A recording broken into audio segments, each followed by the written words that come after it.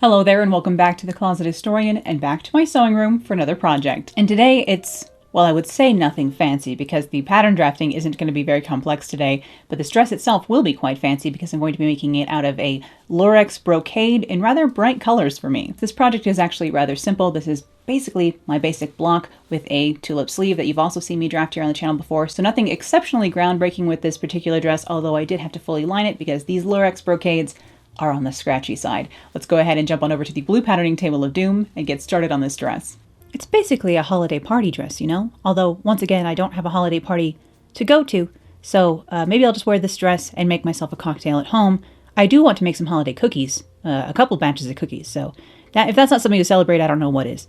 But today I'm just going to do a little bit of pattern drafting for the front of this dress. I'm going to take a tracing of my basic bodice block front here, and I'm going to drill in the darts here and then eliminate them by turning this into a princess seamed version of this. Mostly because sewing darts in these lurex brocades is annoying. So I want to sew a few fewer darts, and I'll do that by just making this into a style line in the front here instead of having these darts. It's kind of hard to get darts to behave in this very strange fabric. It's hard to mark them as well. I'll show you my trick for that later. But let me go ahead and cut this buddy out, and then I will go ahead and start separating this into a princess seam that goes from, like, through the apex and then up into the neckline. Not an armhole princess, not a shoulder princess, but a neckline princess, you know, of the various options. I do have a video here on the channel now all about how to take your basic block and make it a princess seamed version, including the back as well, which I won't be bothering with today. So you can see that video in a card here. And thus begins my countdown to when I run out of cards. If they could just expand it to 5 cards. I think if your video is over a half an hour, you should get 5 cards. This is my petition to the YouTube overlords. But I'm just going to cut down that style line and cut my dart away, and of course layer the side dart closed as well here. We have slashing and spreading of that side dart basically, or slashing and layering closed. So now you can see where the dart fullness has gone up into that neckline and here at the waist, but now we have a style line instead. I'm going to go ahead and of course add seam allowance. That's right, because I've cut my pattern apart and I'm going to need to sew it back together. And for that, I will need seam allowance. Today's odd background noise of the day for the headphone users out there is my parents are watching TV upstairs quite loudly, but there's no other time I can record this voiceover, so if you can hear any rumbling in the background, it's not thunder, it's Netflix. Just smoothing off a jagged cut on my side seam there. And I'm just going to take a tracing of my basic bodice block back and just make sure that the neckline matches up at the shoulder. My neckline is a tiny bit wider in the front, so I just wanted to match that up. And then I will use my tulip sleeve pattern here that I made on the channel. Again, I will put a card up to that video here so you can see how to make that tulip sleeve pattern. But this dress is actually, the reason I'm making this brocade dress is because I had a few requests to show how I made the tulip sleeved brocade dress that was in the Verity lookbook. I have an all black brocade dress that I wore in that lookbook. That is like my ultimate black brocade dress. And this is kind of the opposite of that dress because look at this fabric. It's not black now, is it? This is a fuchsia purpley leaning pink with an emerald green and then sapphire blue lurex metallic brocade with a black cross weave running through it that you can hardly see from moodfabrics.com. This is one of their quote-unquote luxury brocades, and they call them that because they have a luxury price tag and they're trying to justify it, I suppose. But they are quite nice and very fun to wear, if a little bit on the scratchy side, so definitely need to line these buddies, so I will be fully lining this today with another fabric from Mood. Once again, I'm not sponsored by Mood, because they don't have to pay me to talk about them. I rave about them anyway, so, you know, I really, again, shot myself in the foot there, as I always say. They're never going to pay for me to talk about them when I do it for free. Silly me. But yes, I cut everything out of that brocade, and then I did go ahead and serge a lot of that already as well, because as soon as I cut it out, because this stuff does like to fray quite a bit. So I went ahead and ran some things through the serger here, and then I'm going to layer my sleeve hems, the lining over the brocade right sides together. And I actually am going to use just my regular pencil skirt pattern with this dress as well to finish off the dress. I've talked about the sleeve, I've talked about the bodice, haven't talked about this skirt here yet, but this is just my basic skirt block, pencil skirt, straight cut pencil skirt pattern here. And I do have a video on how to make this pattern as well, so I can link that in my final card. And I'm already out of them. See what I mean? I need a few more cards than the average gal. Factual. But here, yes, I'm just lining up the hems of my lining and brocade right sides together because I'm going to go ahead and hem this and edge stitch these first of all because it's a simple thing that doesn't require any darts or shaping or anything like that. So that was the easiest part of this project and therefore the part I decided to do first. I'm going to go ahead and use a colored pencil to mark my darts on the inside of my lining pieces here. For the skirt, I have 2 darts on each side of the back and then 2 darts on each side of the front in this skirt. So you can see why I just wanted to eliminate a few in the front piece of the brocade, because it did help me have a tiny bit less darting to do. Although I'm quite used to sewing darts. As we know, I do it all the dang time. You've seen me sew millions of darts if you've been here a while. And this is a very fun jacquarded, like floral and or sea anemone. Can't really decide exactly what this print is. I think it's probably supposed to be flowers. Dual colored iridescent lining in a rayon from moodfabrics.com. This is the same like line of fabrics that I made my bug print slip out of a while back. I think over a year ago. Was that last year I made that? I don't even remember. But this is the same like type of rayon lining over there. And rayon lining is really slippery and kind of annoying to work with. But these jacquarded ones, while being pretty, are also a little bit easier to work with because they have a little bit more stability in this patterned weave than a normal, just plain weave rayon lining. So I try and go for a rayon twill or a rayon jacquarded lining as opposed to just a plain one. It can be a couple dollars more a yard, but it's worth it to me to be a little bit less frustrated with slippy fabric like this and sewing all these darts in it. I hope all of you had a great Thanksgiving. Sorry I was missing in action there a little bit. I did intend to have a video come out last week, but I did lose about half of my footage for the video I was planning on editing, so I sat down to edit it for you last week, and half of it wasn't there, and there was no time to refilm it, and the continuity would have messed up, so I'll just have to refilm that video entirely sometime for you, probably in January. And sadly, I just didn't have anything come out because I was knee-deep in prep for other stuff already. So last week kind of fell apart on me. Really, it's no surprise because I am burning the candle on every end right now. So I'm very much looking forward to getting my act together, getting everything together that I need to do in the next couple of weeks, and then having a couple weeks off around Christmas to get some other stuff done, including, hopefully, some writing. As we all know, I never make enough time for writing, and it's been never more true than the last 6 months, and I'm feeling it. My brain is struggling with the lack of writing time, and I need to both clean up the chaos mess that is my studio and my like the set out there in the basement and my life in general. So I need to clean everything up, including me, and then also get some writing time in, hopefully, so that I can feel a little bit more energized as we enter into a new year. But here I am over on the 99K, just using my 1/2-inch seam allowance as usual to stitch those sleeve hems. It's this long hem on these sleeves. You can hem your sleeves last. The way I set my sleeves in for these lined dresses, I like to hem the sleeves first. So you'll see that eventually. And then it's time to sew every dang dart. So I'm starting at the large end of the triangle, the large end of the dart, and then I will use a 12 stitch per inch, like a small stitch length, and then stitch right off the tip of the dart and then tie them shut. I just tie the threads shut that are at the end after sewing off the end of the point of the dart. This is just how I was taught in fashion school and how I've kept doing it ever since. There are probably quite a few things that I still do that are just left over from my training days, because I do have a degree in fashion design, for those who do not know. That's what my university degree is in. However, it is a Bachelor of Science, which makes little to no sense. Why it's not a fine arts degree, I don't know, but at Colorado State University, it is a Bachelor of Sciences in like the human sciences. It's like in the same department and building as like nutrition. It made no sense, but you know, I'll take what I can get and still pay for it forever and ever and ever.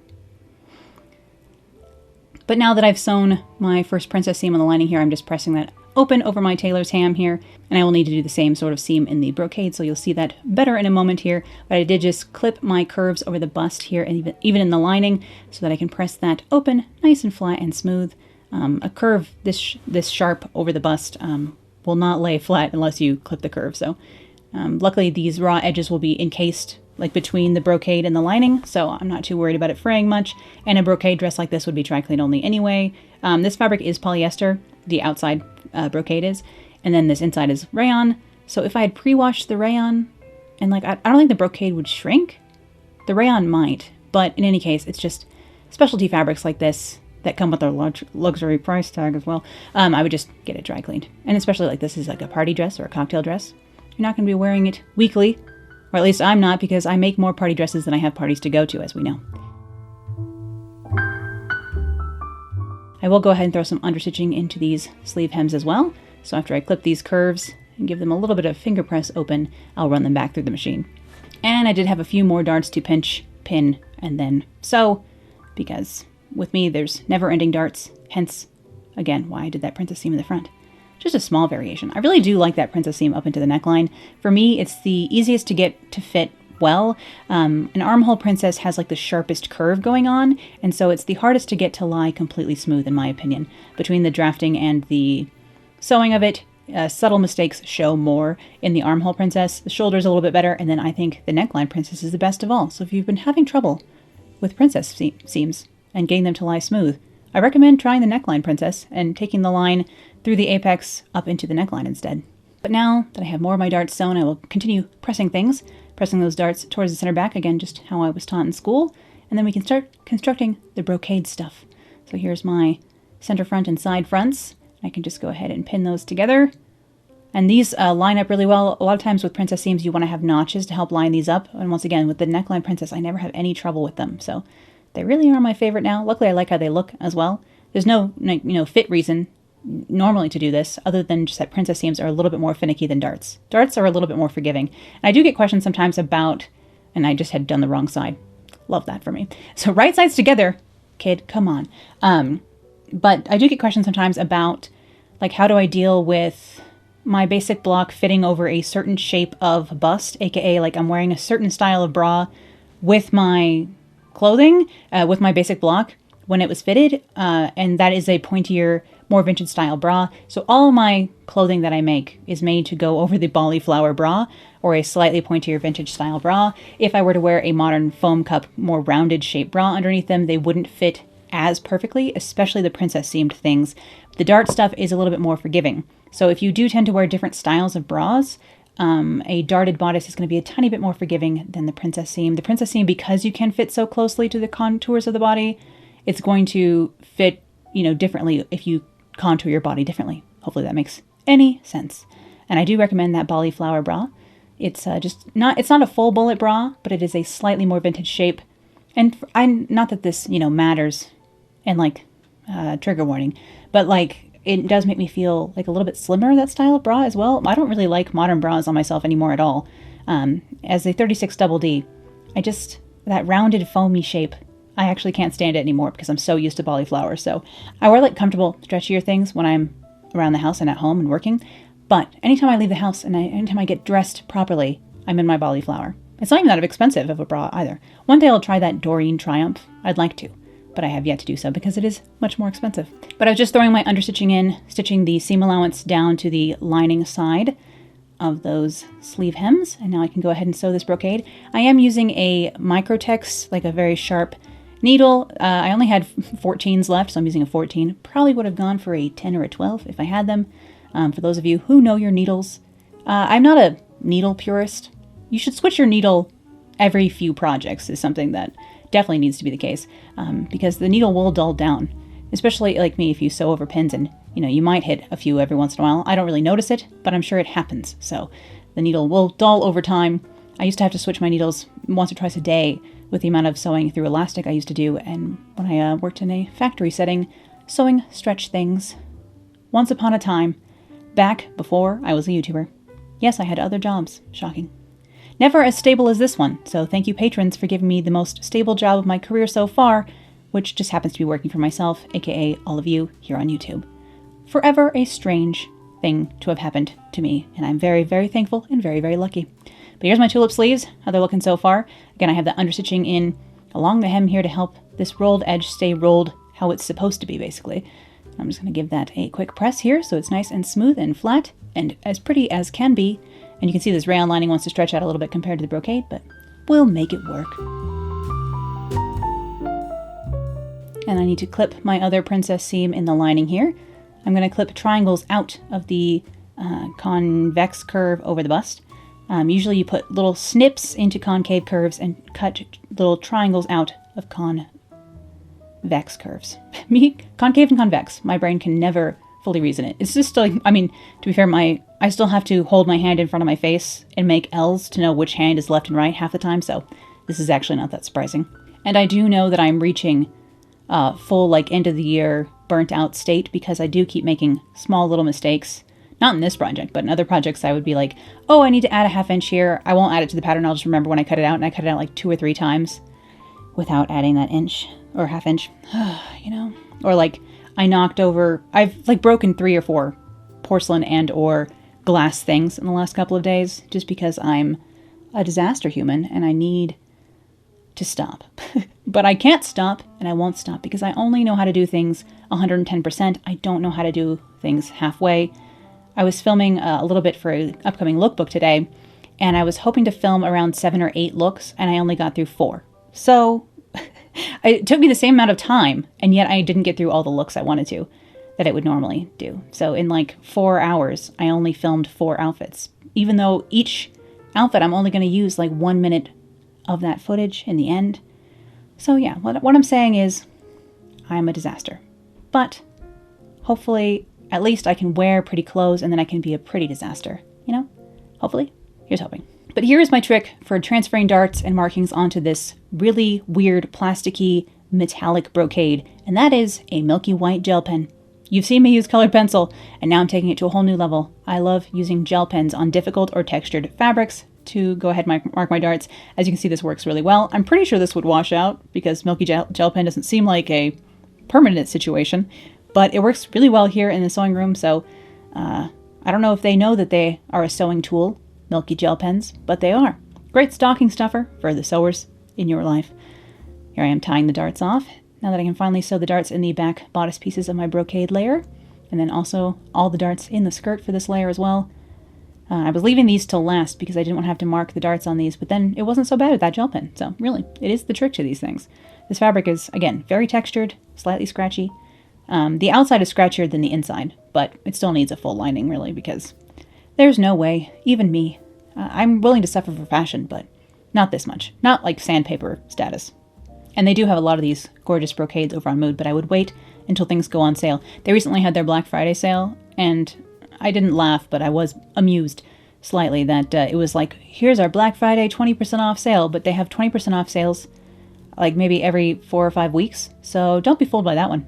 Mood, if you really love something at Mood and they have plenty in stock, which it shows you how much is in stock on the fabric page, up in like the right-hand corner, usually it says like they'll have 170 yards in stock, and then you don't have to worry about it going out of stock anytime soon. If something has full stock, I would wait till they have a sale, because they usually every few weeks will have 20% off. So, you know, especially fancy fabrics like this one, you're going to want to either use rewards points, like I usually save up for, or wait for a sale, because these fabrics are on the pricier side, but they're definitely worth it for like a show-stopping cocktail dress to have in your closet. Do I need as many as I have? No. But, you know, alas, I cannot be stopped. Even I've tried, and if I can't do it, then nobody can. I'm just going to press my darts on my skirt here towards the center front of this larger front piece here. This is the reverse side of the fabric. It's more blue and green. I probably would like it better, honestly, in this colorway, as opposed to the inverted colorway that is the outside of this fabric. But I didn't want to make the inside the outside because the inside of this fabric has a different texture than the outside, and the more textured, sparkly side is nice. So I will put those right sides together and sew my side seams for my pencil skirt portion of this as well. I do need to grab some more of these glass-headed pins. I bought a box, but do you think I can find it? Perhaps when I clean this studio finally, I will find the box of pins, because goodness knows it's in here somewhere. But so are a lot of things, and this room needs a deep clean very badly, because when I'm in a crunch, little bits of fabric end up all over the floor, and not all of them get picked up. So now I have a deep clean to do. The part that you see behind me where I sit at my desk and I film my intros, that part is slightly organized, but the rest of the room is a bit of a disaster, as is more typical of me, sadly. But here I am sewing my shoulder seams and side seams in this brocade as well. Again, still just 1/2 inch seam allowance. I'm just using black Gutermann thread for all of this because it blends in plenty well. This fabric is so shiny that everything gets lost in it really fast. No thread is really seen. You could top stitch in this and you wouldn't really be able to tell, honestly. But the 99 has no problem stitching right through this brocade. You can stitch through anything on one of these. Again, a lot of people buy these machines to work with leather, so that's a testament to their power, their puncturing power, because they'll go right through things. And including, I assume, fingers, but luckily I've avoided that so far, but let's not jinx it, because, again, yikes. So I'm going to go ahead and line up my bodice to my skirt for this outside layer here in the lurex. So I'll just line up my side seams, first of all, in both the bodice and the skirt, matching those up, and then pin everything in between, basically. Usually there are darts to match up, but of course I have these princess seams in the front this time. Then line this up along the back on both sides, and then I can stitch the waist seam between the bodice and the skirt. And no, I have not set my sleeves in yet. You can set them into the bodice before you sew the bodice to the skirt, but I usually like setting in my sleeves almost last at this point. I don't know why. Sometimes I'll do the zipper first before I even do the sleeves. But, you know, I jump around. I did try a couple of new things for this lookbook that I've been working on, including I tried to wear press-on fancy nails today, and I've sadly lost my fancy iridescent, slightly lilac purple thumbnail somewhere over on set. So I have to go and look for my thumbnail after this, which is something that's just a weird sentence altogether. But I wanted to have, like, I can't personally have fancy nails or like get my nails done and stuff like that because I destroy my nails so quickly working on things and like beating stuff and painting set pieces and all that nonsense. My nails are always a wreck. But I do like the look of long nails. I just don't think I could do anything with them on. So I bought press-ons this time and I've already lost one of them. Dang it. But here's my first tulip sleeve after that's been set in. Like I said, I sewed my waist seam first and then put my sleeves in. I don't know why. But here's my second tulip sleeve. This is a puff tulip sleeve, so on this other side I do have a line of gathering stitching along the top of that. So I can layer this sleeve one side over the other. Again, tulip sleeves, very forgiving because of that, well, especially this puff tulip sleeve, but because of that overlapping, if the sleeve doesn't like if it's a ½ inch off, it's not going to matter because the overlap makes it slightly adjustable. Not like officially, but unofficially slightly adjustable. But I'll go ahead and just pin the underarm, like where the underarm seam would be on the sleeve to the side seam of my dress, and then pin the center of the sleeve to the shoulder seam at the top of the dress here, and then pin everything in between. Basically, that's just usually how I pin my sleeves in. And you can see I'm doing this from the inside, pinning right sides together, and lining up the lining of this. Lining up the lining. Oh well. But I will go ahead and speed through the rest of that, because it's pretty hard to tell what the heck I'm doing in this very shiny fabric. The camera did not like this fabric very much, so I do apologize. Some of this footage is weirdly grainy because this fabric is kind of grainy and the camera seemed to be leaning into the effect, which is not useful. It's just so shiny, and again, like kind of a sandpapery texture, pebbly texture, this fabric. And then the lurex is just, it's like Christmas tinsel. If you've ever dealt with like Christmas tinsel or like that kind of tinsel garland that they have around Christmas time that's like made of metallic plastic, it's essentially the same exact stuff as this. It's not biodegradable. This dress will last well longer than I will. Sadly, they can't make anything this metallic out of anything but plastic so far. But when they figure out how to make silk like this, or like some sort of a celluloid into a fabric like this, I'll be well pleased. But until then, sadly, we are stuck with the dinosaurs, aka tiny sea creatures and plants from millions of years ago that are now this dress. So I hope they appreciate that. They're living again as this Christmassy dress.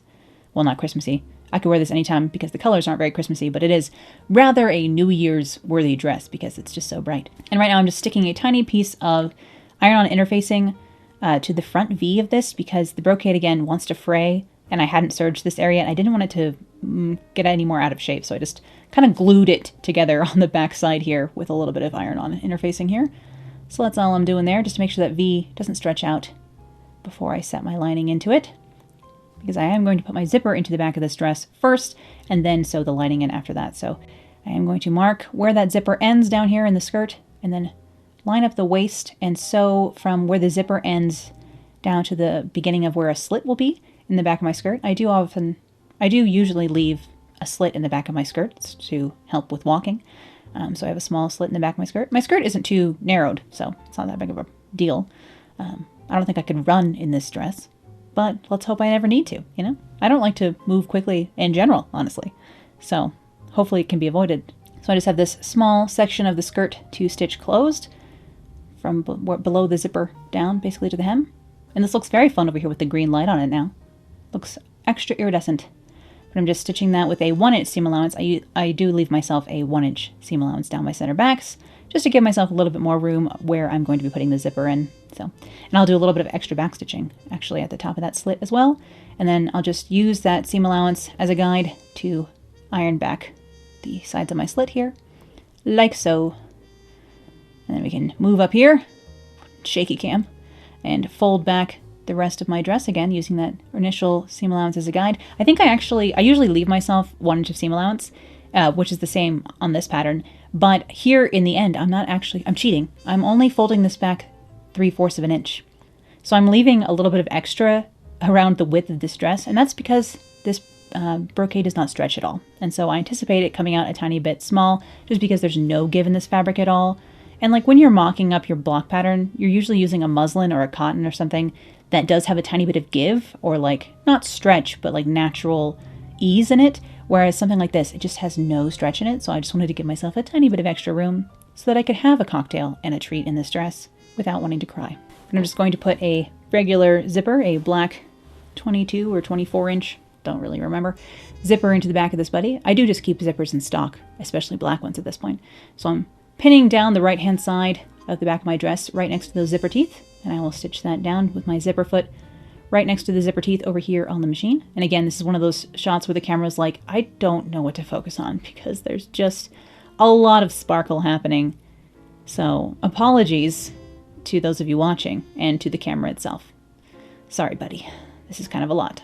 Just following along the zipper teeth with the edge of my presser foot here. This is the zipper foot for this older style of machine. I quite like these zipper feet actually. Zippers are much less intimidating since I switched to this old machine. I don't like modern zipper feet, perhaps is the problem. I'll move that tab out of the way to sew the last bit of this. A little bit of back stitching, and then I can overlap the other side over the zipper here because I like doing a lapped zipper as opposed to a centered or railroad zipper. So I always like doing a lapped zipper like this where you overlap the other finished, like folded, ironed side like this. So it just covers the zipper teeth and everything. And then I'll come back over here on the machine, use the other side of the zipper foot to stitch that down. Again, although I can't see the zipper anymore because it's closed, I can feel the ridge of the zipper teeth through the fabric, and so I'm following along that using the side of the zipper foot. But yes, I do hope all of you are well out there. I'm looking forward to finishing this project up here and then going and hang out with my cats because they seemed a little lonely upstairs. I don't let them down here into my office, by the way. That's why you don't get cat footage. Sometimes people say you should include more kitten footage in my videos. And I would, except for that they're not allowed down here. So there's no like spontaneous kitten moments in my work because they're not allowed in my office. There's too much string and thread and pins and etc. going on down here that they could get into, and it would be bad if they ate. So they're not allowed down here at all, which means I miss them during the day. And I like when I go upstairs for like a coffee break or a snack, and I get to pet the kitties as well. I do love them so much. They're so good. Such good babies. Although one of them was being a little bit of a terror this morning. But that's only natural. Sometimes when I wake up, they have zoomies. So I like it better when they're sleepy when I'm not awake yet. Until I've had my coffee. It's too early for zoomies, you know. But now that my zipper is in, I'm going to finish my neckline by inserting my lining. So I'm pinning this right sides together, my lining to the dress itself, so that I can go ahead and stitch this along the neckline as a way of beginning my lining process here. I will just hand stitch in the rest of this lining, which you'll see momentarily. I am going to mark the V on this with, again, my white gel pen here, just to make sure I get the point correct on this buddy.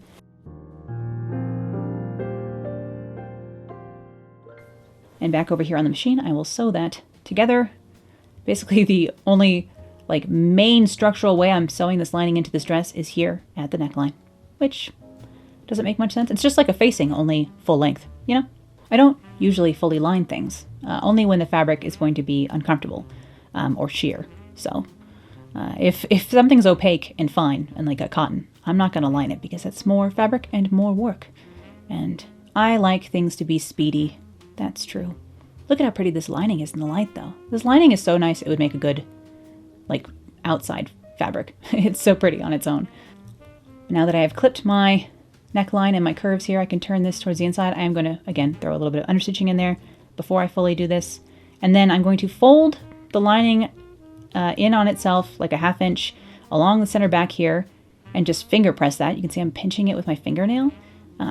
Just this lining has no problem being finger pressed as opposed to pressed with an iron, so I can go ahead and get away with that. And then I'll just pin this to the zipper tape along the center back, and then I will hand stitch this down.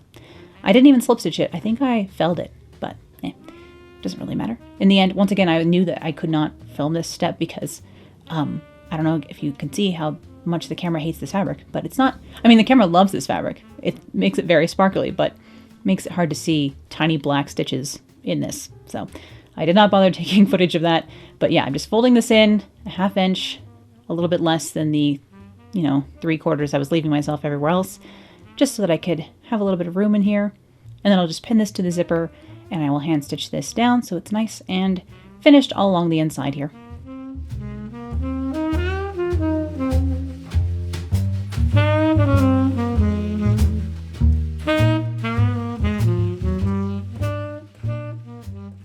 Looks like this when it is done, if you fell it at least, which is what I did.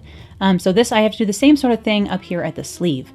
So this is one side already pinned here. That's what that looks like. And then again, I will fell the lining down to itself so that I have a nice finished armhole on the inside. And to do that, I do need to put some clips both into the lining arm side and the cap of the sleeve. And so I will go ahead and do that so I can layer this. And I'm just folding that lining in the 1/2 inch of seam allowance and pinning it down to the lining of the sleeve so that everything will be smooth and silky and nice in here, especially in the armpit area. You really don't want scratchy fabric in your armpit. Seriously, that's not glam at all, And sometimes this requires some redoing and adjusting to get it right, especially if your fabrics, one stretches more than the other, which can be very irritating. But after hand stitching in that lining around the arm size, I just had to hem this dress and it would be finished. So I'm just turning up the bottom hem of the brocade layer 1/4 inch and then 1 inch after that, so it'll be nice and finished in here. And then I will do a long and short stitch, little hem stitch to finish this by hand. And then I did just hem the lining by machine, turning it up 1 inch and then 1 inch again, so that it would be a little bit shorter than the lining of the brocade, of course. And I just tacked that together a little bit along the slit, and it will be ready to wear for, again, my non-existent holiday parties. One day I'd like to figure out how to do live streaming, and then we could all hang out, And I can feel like I'm having a cocktail party, but virtually. One day I'm going to figure out live streaming. Perhaps when I'm in my new house next year. It's my goal to figure out a way to live stream. I know you can do it on your phone, but what you don't know is that I have an 7 generations old iPhone. So I'm very happy to have a nice smartphone, but it is, I think, an iPhone 7, so I don't think it's up to the task, pals. But hopefully one day I will have equipment that is.